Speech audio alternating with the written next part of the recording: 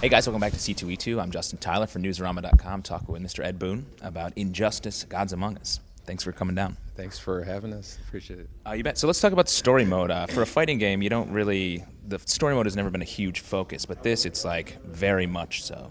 Why did you go that way? Well, we've actually been doing that for a few games now. We did a game called Mortal Kombat versus DC, and then the last kind of reboot of Mortal Kombat, we had the story. But, you know, these characters, you know, I think it'd be a crime to do a game with Superman, Batman, The Flash, all these characters, and not have some kind of a story that you're telling. I mean, this is all about, you know, their origins are in comic books, and that's all about stories. So I think it's something you absolutely have to include in a game with them. Do you have any specific comic inspirations? Did you read anything to develop the story? No, the story was a very collaborative process. You know, we have writers in the house who write, and we also work with DC. It's very, you know, getting their input and just getting kind of like, you know, keeping the characters true to who they are. But like the basis of the story, we kind of write in-house at NetherRealm. Awesome. And how do you balance the characters? I guess sort of the subtext question is, how do you make Aquaman cool in a game like this? That was actually one of our kind of our goals with this game. Is that we're gonna make the coolest Aquaman who's ever been in the game, and I think we hit a pretty high bar. He's got perhaps the coolest super move in the game, but yeah, when you have someone as far range as Superman and then Catwoman, who's like a normal person, we have elements in the story that kind of explain why she doesn't die when he punches her once and stuff like that. And like you said, the story allows us to kind of make some of that stuff a little bit more plausible.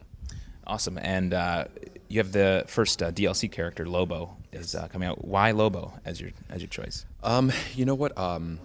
It's a really fun process that we have in our studio. Is all the characters who didn't make it, because inevitably, when you have, you know, 24 characters out of, you know, hundreds that they have. Are they all on a whiteboard and you're like just making cuts? Exactly. Like and so it's this big long debates. Everybody, you know, gets, you know, heated discussions and, you know, trying to represent, you know, the whole spectrum of characters, you know, big characters, small characters, obscure characters, and you know, Lobo was one that we were considering in our previous game with the DC characters. Didn't make the cut here, so we said, okay, so we got to put close. it in there. Yeah, exactly. So I think he's a great addition to it. What character was the most heatedly debated of all the ones in the game?